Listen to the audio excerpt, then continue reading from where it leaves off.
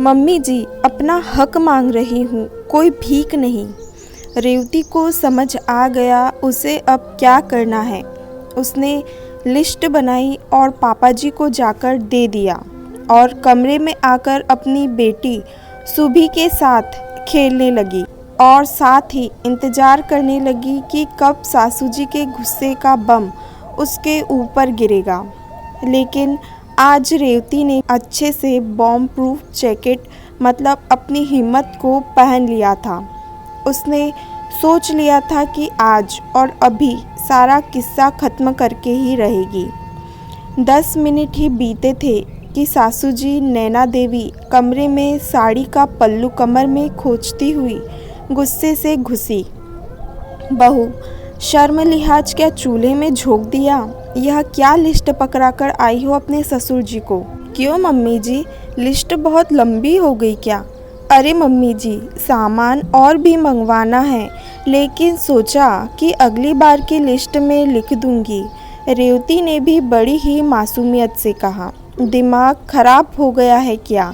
कभी सुना है कि एक बहू ने ससुर से यह सब सामान मंगवाया? क्या यही संस्कार तुमने सीखा है? एक बहू को यह सब शोभा नहीं देता।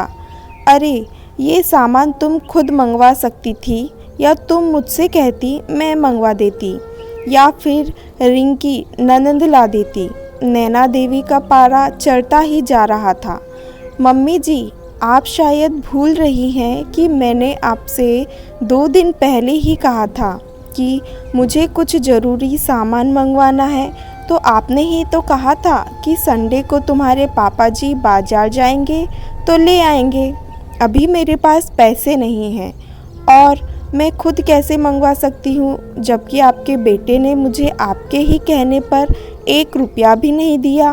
कुछ याद आया मम्मी जी? रेवती ने सासू जी को याद दिलाया। रेवती का ससुराल गांव में है और उसकी शादी को 3 साल हो चुके हैं। उसका पति अजय दूसरे शहर में नौकरी करता है। गांव में सास ससुर ननंद है। अभी शुभी छोटी है, इसलिए रेवती अधिकतर सास ससुर के पास ही रहती है। अजय 2-3 महीने के अंतराल में गांव आता रहता है। जाते समय सासू जी रेवती और बेटी सुभी के खर्चों के नाम पर अपने लिए अजय से मोटी रकम ले लेती थी। रेवती जब अपने लिए पैसे अजय से मांगती तो नैना देवी चीनी की बोरी बन जाती और कहती, क्या करोगी तुम पैसा लेकर? अरे, यहाँ हम हैं, तुम्हारे पापा जी हैं, तुमको जो चाहिए होगा मुझसे या पापा जी से कहना, सब ला देंगे। यह उस समय की बात है जब सैलरी हाथ में मिलती थी और एटीएम या यह कहिए कि डिजिटल शब्द सिर्फ शब्द था। फिर भी मम्मी जी, कुछ तो मेरे पास होना चाहिए। ऐसी बहुत सी ज़रूरतें होती हैं, वो आप लोगों से कैसे मंगवा सकती हूँ? और सुभी का भी सामान है, आपने भी तो इनसे पैसे लिए हैं। रेवती नैना देवी को समझाने की कोशिश करती है। ओह, अब समझे हम।